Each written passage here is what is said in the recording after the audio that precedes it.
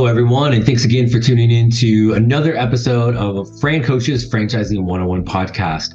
I am Tim Parmeter, founder and CEO of FranCoach and your podcast host.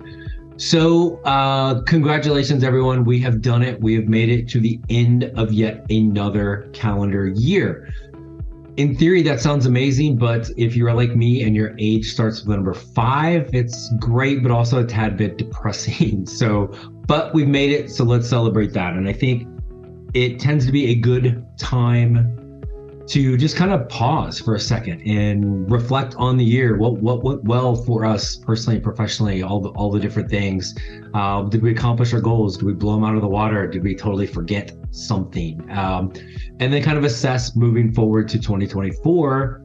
Where are we? How do we feel? What do we want to make different next year, right? And not just what do we want to do, but how are we going to do it? So we're going to talk a little bit about, we're going to kind of look backwards a little bit. I always am more of a forward person, but this is the time to kind of just take a moment and be very thankful for this podcast. I love it. It's been over 3 years now, and some of the amazing people we've had come on board to speak with us throughout the year. And I want to take a moment today to really just kind of highlight some of the fun that we had, some of the amazing people we had, things that we learned. We laughed, we cried, we had all of that. We had all of the emotions with this. And really our podcast is kind of broken into 3 different kind of segments, so to speak. So every now and then, you guys get stuck with just me, and I am coming on to talk about a specific kind of micro topic in franchising. Again, our goal at FranCoach is very simple. We want to properly educate people on franchise ownership to determine if this is the path for them. Okay. If so, then goal number 2 is really what's the absolute best thing out there for each person. But number 1 is just properly educate people. So there are sometimes we come on with small little topics in franchising, whether it's about our process or any aspect of it, to kind of help get you educated on. We also have our guests on from our partners, typically franchisors. We've had a couple kind of non-franchise partners on during the year, and just amazing guests that we've been fortunate enough to have. And then the segment that I want to start with is, no offense to everybody else, this is my favorite, and we call it In Their Words.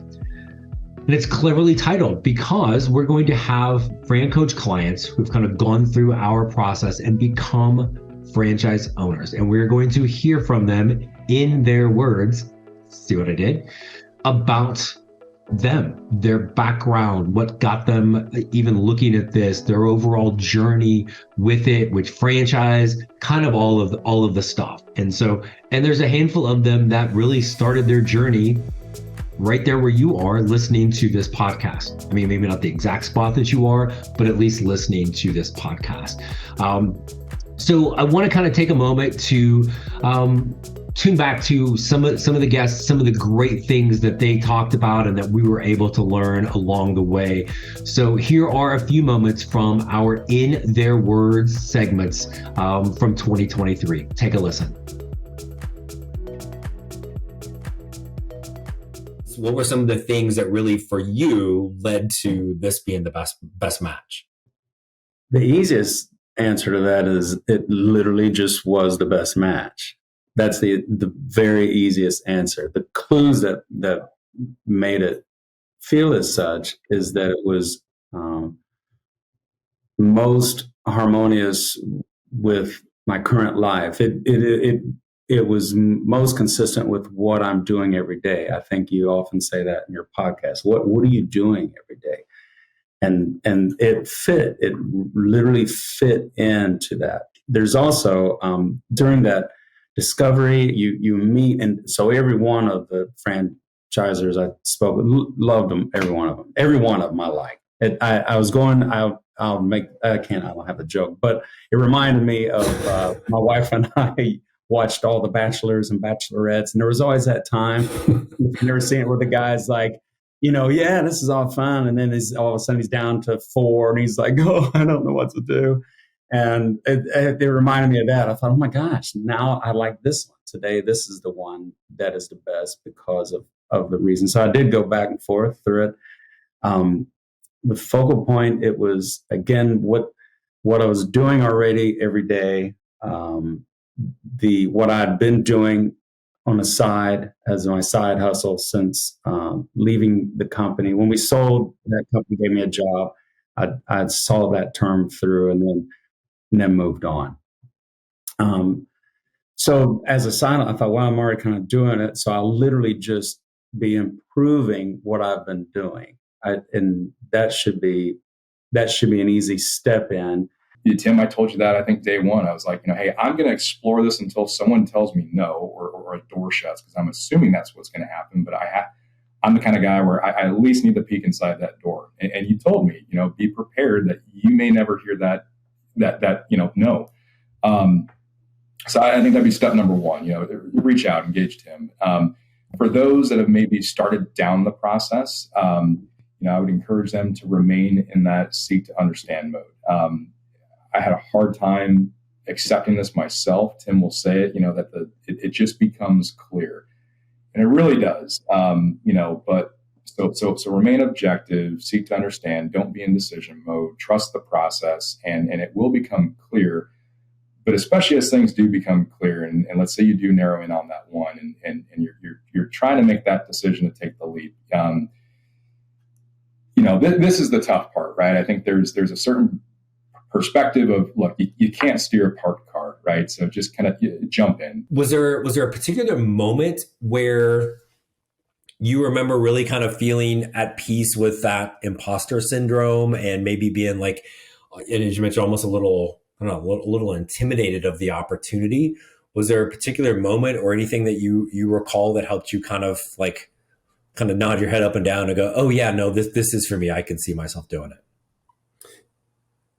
Yeah, I think it's some of it is just the gradual process, but one of the distinctions that you brought out, which I think really helped me, was the idea of there's a difference between concerns and needing more clarity. And for me, as those quote unquote concerns would come up, I would try to reframe that as, what more information do I need to know? What are some points of clarity that I need to pursue? And the more that I did that, the more I think it disarmed what I didn't know and my concern about what I didn't know. And it illuminated my path, if that makes sense. So I think once that concept was something that you presented to me, I think that took me on the path of really digging in and drilling into this, if it was something that I could do. And I realized that I've probably been doing it all my life, to be honest with you. I've done it in many different aspects of my work as a mentor and other things. So the equipment is all there. It's just reframing it. So I don't know if there was an aha moment, but certainly that distinction that you gave me helped immensely. As of today, I'm officially an owner of House Doctors. I finally got the wire transfer to go through for the franchise fee. So awesome. I've been doing a lot of the prep and everything, been working through the classes and got all the stuff lined up, and starting to get the vehicles. But officially, as of today, I now own a House Doctors franchise. Awesome. So, number one, how's that feel to say that? It's an awesome feeling. Definitely a little intimidating to see what's coming forward, but that's why we do it, right? Yeah, no one opens a business to be bored. That's always I think busy is this annoying buzzword that people use, but it's like, I'd rather be busy than bored and broke, right? So definitely the case, and it should, I always think, you got that excitement, and then there's just that little twinge of fear, like, what the heck am I doing? Am I getting into all of kind of the unknown, right? So that's super good. But I think that's where just your background lends itself so well to franchising in general, regardless of the brand, right? The military background, you kind of get it beat into your head, follow a plan or else, right? Work hard, figure stuff out, right? The leadership, the teamwork, being a pilot, again, as somebody that flies all the time, I really, really, really want to believe there's this 1,000-point checklist that all these people are going through every time before we take off. You know how to follow a process, which is the number one thing. So again, that piece, like I think as a franchise owner, if you're always just kind of, you get to the point where you are and like, this is the one for me, and you trust it, then just like buy in and trust everything in that system and keep doing what you know how to do, is follow that process and put forth the effort. I was really interested in the franchise just because it's not completely starting from the ground up. You're not coming up with this extravagant idea and business plan and how everything exactly works just 100% on your own. There's a dedicated plan and strategy to this whole opening and running the business side of itself too. So that's what really kind of drew me to wanting, looking at a franchise instead of just starting a business on my own. Yeah. And going from there. Gotcha. And so if I were to look back, and don't quote me on this exactly, but it's September 2023 when we're doing this. You and I first talked spring of 2022, right? Maybe almost a year and a half ago when we first connected. And I think as we always tell people, timing is everything with this. So we kind of got chatted. What wasn't quite the right time for that, but I think one of the many reasons why I am confident you're going to be successful as a franchise owner is like you are incredibly like diligent, driven to make things happen. We weren't ready then, and you just kept plugging away. And next thing I know, I'm like, who's this Chandler dude bugging me again? Right back out of nowhere. So this wasn't one of those things where you just kind of like, hey, I'm bored on a long drive. What can I listen to? This was something that like this has been on your mind for a while and really kept focusing on. So, which I think is super cool, and really, again, kudos to you for the persistence and the again, kind of like figuring stuff out, right? What would you share with somebody that's maybe out there that is listening to this, that isn't sure if this is the right path or what to do next? What would you kind of share with them? I think my biggest piece of advice, honestly, is, no one knows you better than yourself, right? If you're one of those people that has this compulsion to do more and to be better. I mean, honestly, it's narcissistic to say this, frankly, but when you just believe that you could do something better than other people, you're not seeing it to a standard that you probably could provide, or you just want to be somebody who can scale something and really start something incredible, you should definitely check something like this out. It's just a compulsion. I don't really know how to explain it other than that. I mean, I wake up every day and just kind of think to myself, like, how can I do this better? How can I be better at XYZ? And you got off days. There are some days I think to myself, I'm like, can I do this? I mean, I'm human, right? Like there are definitely some faults, but when you start having these conversations with people in this arena, whatever it ends up being for a franchise, you start talking with other people, business owners typically aren't smarter than you are. They're just people, right? We're all human. We all have our defaults and things that aren't great about ourselves, but at the same time, we're all very special in our own way and we all have our own talents. So if you want to apply those and just do something more for yourself, I definitely think you should check this out. You do not have to commit to anything to give Tim a call and to figure out what could possibly work for you. Hey everyone, I wanted to take a quick break from our podcast to tell you about our amazing friends at Entrepreneur. If you're looking to become a franchisee or simply learn more about business ownership, and guys, let's be honest, you're listening to the Franchising 101 podcast, so we know you have some interest in this. And I really encourage you to go to entrepreneur.com to check out all of their great content and resources. Seriously, Entrepreneur has everything, all the way from a bookstore to the best podcasts, webinars, and videos, plus information on upcoming events and the latest articles that seriously, they cover all aspects of franchising and business ownership.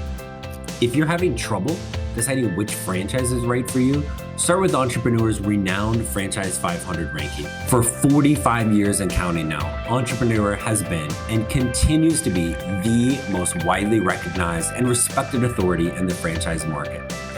Digital and print subscriptions are available, so you never miss out on anything. So seriously, what are you waiting for? Go to entrepreneur.com right now and learn more. That is so fun, and I mean that sincerely, because I really, those are my favorite segments of the show, and just hearing those transformations and being able to have just a tiny little kind of ride along in somebody's journey towards franchise ownership and really kind of taking control of their life. So we also have a lot of partners that are franchisors. And again, we're partnered with over 600. So I'm no math major, but that's like 30 years of episodes if we did nothing but that. I don't know, don't quote me on that, but it's a lot anyway. So, and trying to really share the kind of range of franchises that are out there.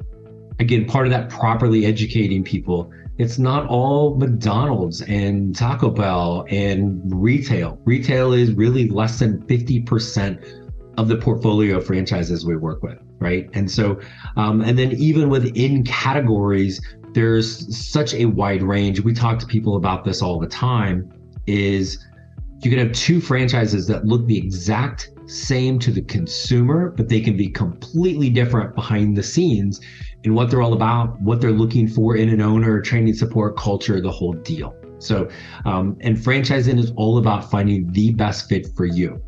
I don't care what the best fit is for your brothers, cousins, girlfriends, boyfriends, uncle. I care about what's best for you. Okay. So, understanding some of those differences and the nuances behind the scenes is really key. And so we had a bunch of people. And so this is the portion of the show. I want to give a quick little shout out to everybody. This is the Romper Room portion of the show. Again, my age starts with the number 5. So you don't know that reference, Google it. I got my little window mirror up here, and I'm going to rattle off all the people that came on with us this year from our partnership standpoint. So we had, deep breath for this, Wallaby Windows, Assisting Hands Home Care, Neighborly Brands, Horsepower, The Dog Wizard, Senior Helpers, Happiness Brands, ProLift Garage Doors, British Swim School, Focal Point Coaching, Zoom Drain, The Garot Medic, Buzz Brands, Image Studios, Gotcha Covered, Homefront Brands, Lawn Pride, Bio One, Beam Light Sauna, The Birthday Suit, Empower Brands, Bumble Roofing, Town Square, Gym Guys, Pure Green, Wow One Day Painting, and 5-Star Franchising. We had a couple non-franchisor guests, one of which is going to be back here just in a couple weeks, and that's Jason Pfeiffer from Entrepreneur Magazine. And we also had recently the amazing Madeline Zook, net certive and part of a huge thing called Franchise Master Series. Definitely check that out. So, and enjoy hosting every single person, even the ones that, quite frankly, I've known for a while, or brands we've worked with a lot. I'm coming away every single time learning something new about the brand and really the people. And kind of, I think even one thing that surprises people in franchising, and it's our guests, I always ask first question is like, what got them into, give them the story how they got into franchising. And it's always fun because it's some like random dumb luck journey into this, myself included. So it's always fun to kind of take a listen, and thank you so much to all of our guests that came on. So tell us a little about Scott and kind of how you even got into this crazy thing called franchising. Sure. Thanks, Tim. So I've been lucky enough to spend my entire career in franchising. So I was 23 years old right out of school, and a friend of mine who became a partner of mine, we opened 2 sub shops in St. Louis, Missouri. So I was a franchisee first at a very young age, learned a lot, learned how important the franchisee-franchisor relationship was through that experience. And that's what I enjoyed. And that ultimately is what has led me over the last 20 plus years now on the franchisor side to lead a number of brands, founded a couple of brands, founded a multi-branded franchisor called Outdoor Living Brands, and then now lucky enough to lead and serve as the CEO of Empower Brands. We as the franchisor, we're embarking upon an effort and initiative right now from a data and a technology standpoint that will allow us down the road to start to cross-promote and cross-sell. That will, down the road, will allow us to drive lead flow sales to our franchisees. As the footprint grows, as the number of brands grows, we believe that opportunity to cross promote and cross sell will grow as well. So we're huge proponents of networking and relationship building. Franchising is a people business. So tell us a little bit about Jordan, and in particular, how in the heck did you get into this crazy world that is franchising? Yeah, I would love to. So again, my name's Jordan Reed. I'm an Austinite, born and raised in Austin, Texas, where, my franchising journey really began. I was initially a customer at my first company that I worked at, Restore Hyper Wellness. So I am a big runner. I've done a few half marathons and a few marathons, and part of my recovery was cryotherapy. Jim Donnelly, the CEO the CEO of Restore Hyper Wellness, was building a team and, took a chance on me. Initially, I was doing campaign management on the marketing side and, did that for about a year with them, after which transitioned onto the construction team and worked with the architects and the engineers on developing floor plans for the franchisees. And finally, my last position was franchise development for the last 2.5 years at my time there. And that really stuck. And luckily, I had learned a lot about the business and the inner workings of, a franchise organization, especially an emerging brand. At the time, I was one of the first 7 employees, and Restore had about 12 locations. Today, they have, I believe, over 260 locations. And by the time I left my development, stint with them, we had sold about 500 to 600 locations. So we were, doing really well. And I was in an industry that I loved. So Beam is a perfect extension to continue this journey for health and wellness. What's really interesting is that we have a lot of brands that focus in the restoration space. So it's conceivable to think that a Bio One owner, once they scale their business, could add one of our restoration type models as a complement or even just a referral source. As far as a Bio One go, we don't have a lot of multi-unit owners, not because it's impossible, just simply because this is a B2B model. You can scale it to, a very solid revenue. And because we have high tickets and low margins, they have great earnings on it. So a lot of our franchise owners, unlike some retail type businesses where you have a restricted or exclusive territory, that's not present with Bio One. So really the sky is the limit in terms of scalability. As you get things ramped up, you're going to be able to do the same thing for them. And just having that immediate, in community connection is something that also should really be huge for people when they're getting started with any neighborly brand as well, correct? Yeah, absolutely. In fact, it's a strategy. For people that are pretty familiar with franchising, Neighborly was known as a Dwyer Group from 1981 till just about 4 or 5 years ago, right? We rebranded to Neighborly about 4 or 5 years ago because the reality is no one had ever heard of the Dwyer Group. They had heard of the individual brand names. What we realized is that we're making a pretty big mistake, right? By not cross-marketing all the different brands, all the different customers. So we rebranded to Neighborly. Since then, we came out with what are called Neighborly Hubs. So it's essentially corporate employees on the Neighborly side, right? They're called hub managers. They actively go out into all these different communities and they connect the owners with each other. What's it going to look like? What's my content going to look like? My process, my brand? How am I going to go to market? Focal Point provides a framework for people that want to use those skills and get into this space, but not have to create everything from scratch. So we literally equip all of our coaches that want to work with business leaders and help them in their business. We equip them with what they need to go to market. We equip them with what they need to coach a business. We equip them from a support standpoint. So, one of the great things about going into business for yourself is you get to be in business for yourself. You no longer have a boss, but sometimes that very same feeling is a little daunting, is you may feel like you are by yourself. And so one of the benefits of Focal Point is we provide a framework around support. So all of our coaches get mentorship, they get training and support ongoing so that they never have that lonely feeling in their business.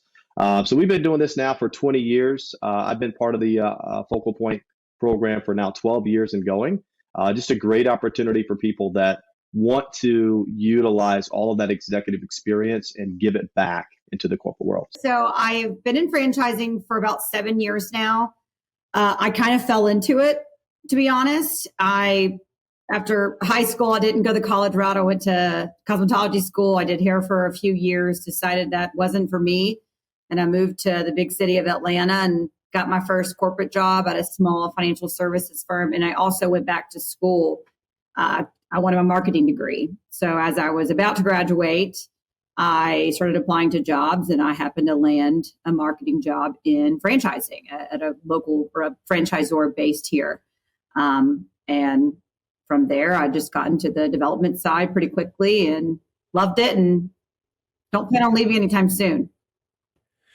Yeah, once it's like the mob. Once you're in, you don't get out. So I mean, a little less murder and extortion and those type of things, but no, I think it's cool. Almost everybody I've asked that question to, and I think one, maybe two people have had an answer that was like, one was born into it, like their father was in it, right? So he didn't have any choice. Like it was literally the family business, right?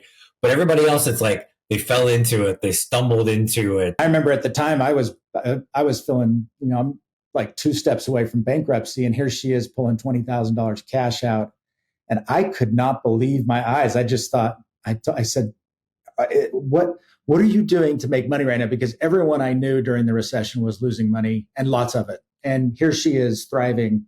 She goes, Jace, I know you're struggling right now, as like everyone else is, but my clientele, my business is stronger than ever. And she was the first person I spoke to during the recession that wasn't in dire straits. And I had been secretly kind of hunting in my mind for what does my next move look like? But I want to get out of automotive. I want to get into something stable, scalable. And this is where, I landed on the salon suite concept, where what we do is we take large retail space and then we subdivide it into individual salons or studios that we then lease back to beauty professionals, like a hairstylist, barber, or a nail artist, or an esthetician. So it's a lot like WeWork or Office Evolution or any sort of executive office suite. But instead of office suites for startups, we build salon suites for beauty entrepreneurs. And so I got into this in 2010. I built my first location, and it just was a massive success. And over the next 5 years, I built 5 more locations. Hey everyone, I want to pause the show for a moment to spotlight one of our premier franchise partners, Superior Fence and Rail. If you're looking for a standout franchise opportunity that is dominating an in-demand niche, look no further than Superior Fence and Rail. As the first fence installation franchise in the United States, this brand boasts over 50 territories in 15 states and literally installs millions of feet of fence every single year. Superior Fence owners can jump into the business full-time from the start, but they can also start out as semi-absentee owners. You can begin with a single territory or build an empire by owning multiple territories. As part of the Empowered Brand suite of franchises, Superior Fence and Rail owners are equipped with unmatched support and proprietary technology that sets them apart from what amounts to be really very fragmented competition. Superior Fence also has numerous partnerships with well-known home improvement retailers that will provide products at a reduced cost, which helps increase your margins as an owner. Sounds pretty amazing, right? Well, if you'd like to learn more about becoming a Superior Fence and Rail owner, reach out to the FranCoach team today so we can help create your better tomorrow. And then we also had a few different things during the year on those little micro topics within franchising. And we had a couple this year that were driven by you, our listener, that wrote in, had some suggestions for things that we wanted to talk about. So greatly appreciate that. So do that again, franchising101podcast.net. Again, everything with us is .net. Don't go for the imitators that are trying to fake like they're us. That's not the case.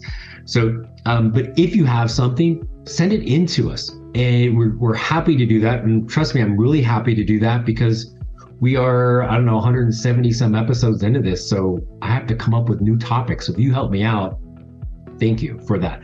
But we want to know what you're wondering, what your kind of your thoughts, curiosities, questions, concerns, whatever. Fire those at me. We will definitely get those on this year in 2024. It's almost like a weight comes off your shoulder when you start looking at franchising and going, oh, we're really focused on me. And what am I good at? What's my skill set, core values? I'm a smart dude. I can learn the intricacies of making a French fry, right? Especially when I don't have to do it all day long. So it brings into play all these other things, and it becomes just this like really like a weight off of your shoulders with this. Number one, first and foremost, like basically everything in franchising, there is not a one size fits all answer. This is an incredibly individualized and personalized process throughout all of it. So if anybody ever tells you there is one and only one answer to any question in franchising, they're either selling you something or they don't know what the hell they're talking about. Okay, so let's get that out of the way right off the bat. Then for most people who are coming from the corporate world, which is, let's be honest, the vast majority of people we talk to, is you got to turn off your corporate brain with pretty much this entire process. And as an example, when we talk about the spouse, whether they are ever going to be involved in the business, like to spend 1 minute actually working in the business, this is the family business. It does involve them, and we need them and want them involved on this journey to some degree. Okay. And they are, more importantly, they are 100% welcome to be along for the ride the entire way. Again, even if they're never going to work a minute in the business. Rob, tell us just briefly, like when we say validation calls, what is that? And from that candidate's perspective, what are they really looking for there? Yeah, I think the validation step is probably one of the most important steps that a prospective franchisee can go through, because it's really, it's not me talking about the brand. I mean, I help sell the franchise, but it's actual owners that are doing the business, and they're not beholden to anyone other than, wanting to support their brand. So it's actually them doing a favor to those looking to get in most cases. You're looking for, and for us, I like to do the validation stage about halfway through our process. We want to get some education around what it is we're promising to support you with, as far as guidance and coaching and helping you get your business going. And I want to have all that out on the table first, so then they can take that learning, that understanding to validation. So then they can validate what they've heard from me. Just a couple of things to think about is buying power. And we had maybe a couple months ago, we had the vice president of franchise development for Neighborly Brands, Pat Highland, on and talking about some of the things within their systems, but the buying power. And like they'll talk about for theirs, and this is pretty common with service industries, like Neighborly, they get their vehicles, their franchise owners get the vehicles less expensive than a dealer does, straight from the manufacturer, right? So I'm going to start, Tim's pool cleaning company, and I got to go buy a big old pickup truck. I'm going to the dealer. I'm getting whatever I can, quote, negotiate from that dealer. If I'm part of a franchise system, I'm going to get that for less. I'm going to get it wrapped for less. I'm going to get the equipment for less because of the buying power. Even a small system is going to have buying power versus just going out and starting it yourself.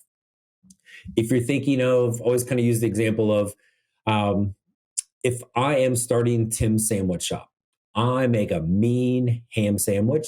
I know I can replicate this and I'm going to get great customers. Where do I get the napkins from?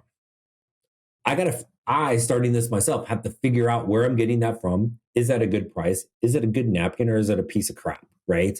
I've got to figure all of that out. And then once I do, I've got to then, I might have it for 6 months before I realize, man, I'm not getting as good a price as I could have. These really aren't very good, or I'm spending way too much money on, like, I got bounty when I should have great value, right? So job descriptions, just bam, here they are. You got 3 positions to hire for your new business. Here's position 1, here's 2, here's 3, here's the descriptions. Great. Now what? Where do I post them? Aha, more franchisor support. Well, we like to post them, here in, ZipRecruiter, in Indeed, in Career Builder, in Monster, in Glassdoor, on Facebook, wherever it might be, right? Those things, sometimes they're free, sometimes they're not. Guess what? If they're not, you're going to get them at a discount, a reduced fee, because you are part of that franchise system. The buying power, and we've talked about that a lot.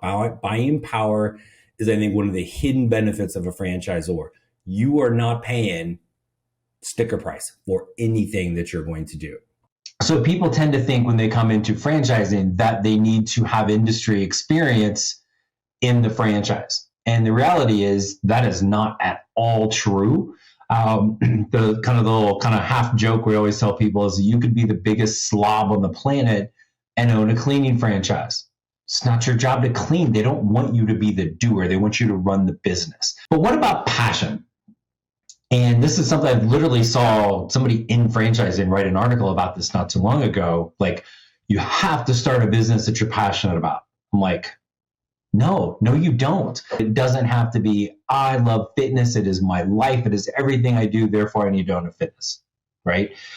Again, could you? Yes. But what is that franchise looking for? In most cases, they're not looking for me to come in there and be, the yoga instructor. And again, are there exceptions where the owners are the doers? Of course there are. But for the most part, I'm the business owner. So yes, I need to have some understanding and some belief in fitness and the importance of it. But I don't need to be the instructor. I am hiring that person to do that. And if I am in there teaching 7 classes a day, who's doing everything else? Who's running the business? Who's doing the sales and the marketing? Who's the face of the business out in the community connecting? What is a royalty? Well, royalty is the fee you as a franchise owner are going to pay to the franchisor weekly, biweekly, monthly. At the most, it's going to be monthly. You're going to pay that basically forever, as long as you are a franchise owner. It's going to be a percentage of your revenue, usually with 4 to 8%, somewhere in there. There's a little bit of a range with that. Most of the time it's a percentage. Every now and then it's going to be something that's up that has a flat fee. So right off the bat, you're like, whoa, what the crap? I'm the one out here doing all the work. I'm making the money. Now you want to cut. Yes, they do. So here is why. What's the purpose of royalties? Well, first off, the franchisor created this business. It is a business. They have built it up from absolutely nothing, from scratch, created it, tested it, trials, errors, tribulations, all of the things, got it to a point where the business was doing so well that they thought it could be replicated, right? And now I've turned this into a franchise. It is still at the heart of everything. And the core, this is a business. As a business, you are entitled and it is your right to make money. In fact, it's a pretty damn good idea to make money as a business owner, right? So those royalties are in part that franchisor's ability and right to make money. Yes, the franchisor has the right to make a profit off of that. They, again, created it and spent hundreds of thousands of dollars to get to this point. But it is how they are paying for everything else to support you as a franchise owner. And again, we've got some cool new things coming up this year right out of the gate. We've got fantastic guests already lined up. Again, early here, I think week 3 of January will be Jason Pfeiffer from Entrepreneur as they drop their Franchise 500 list again. Always fun, so much information there from our dear friends over at Entrepreneur. So we're looking forward to that. And then as you sit there and kind of think through where you are now as you're in 2023, where you want to move forward to. And if you're listening to this podcast, there's some level of interest and curiosity in franchising, in franchise ownership. The number one reason people become a franchise owner is control. It is control over their life, their time, freedom, flexibility. Their work is creating their success. They're basically not working for somebody else. And then, of course, the money you make, the wealth, the equity that you build. When you quit that job or when they quit you, you don't sell that to the next person. You don't legacy that on to somebody in your family. with your business you do. So if you're thinking about that, any level of curiosity, I highly recommend, again, reach out to us, FranCoach.net, franchising101podcast.net. Send us a message. There's never any fee for working with us. And again, everything with us is .net. When you schedule a call, you're going to get me, nobody else. Okay. I don't know if that's really a benefit, but at least you know you're in the right spot with that. And then a couple other things I just want to kind of share, like kind of on our end with you. This has been an amazing and frightening year all at the same time. FranCoach started this over 9 years ago, and we have basically a little over doubled in size in 2023 with our team. We have now 6 coaches. We have 7 support people. That's actually going to increase by 3, 2 new coaches and another support person on the start of the year.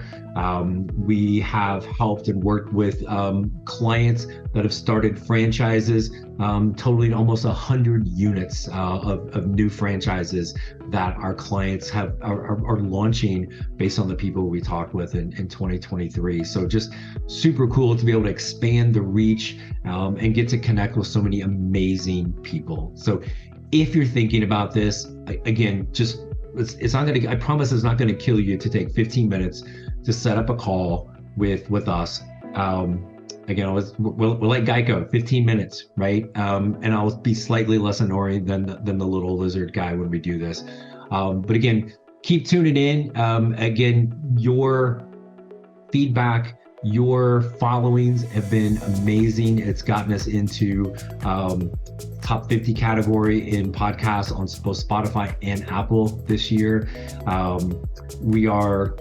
I haven't quite cracked that on my wife's Spotify yet, but everybody else loves this. So that's fantastic. So keep tuning in, but reach out to us, folks. And we're really here to help you. And our goal is to help educate you on franchise ownership, see if this is the right path for you, because perhaps maybe we could help you create your better tomorrow. Stay safe with the holidays. Happy New Year, and we will talk to you next year. Thanks so much. Thanks for listening to FranCoach's Franchising 101 podcast, where our ultimate goal is to help educate you on all things franchising so you can create your better tomorrow.